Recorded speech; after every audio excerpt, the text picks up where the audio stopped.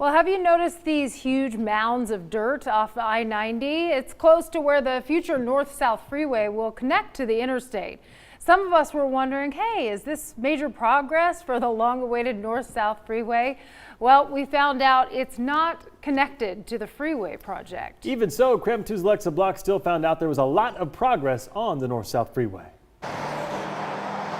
The area north of Francis Avenue and east of Market Street is slowly transforming. Crews are moving south as they continue to build Highway 395. As early as next week, they'll enter yet another phase of the massive North Spokane Corridor project. They'll begin paving the area between Freya and Columbia Streets in Hilliard. This will make up about a mile of the new north-south freeway. This is another mile of the 10.5 miles planned of this freeway. This section of the project also includes completing the Freya Street interchange ramps, according to the Washington Department of Transportation.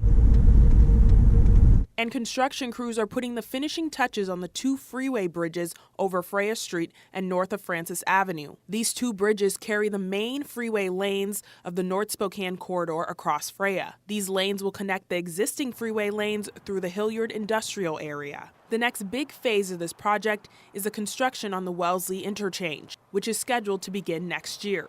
This will mean road closures in the area. A DOT spokesperson says the new freeway is scheduled to be completed on time in 2029. In North Spokane, Alexa Block, KREM 2 News.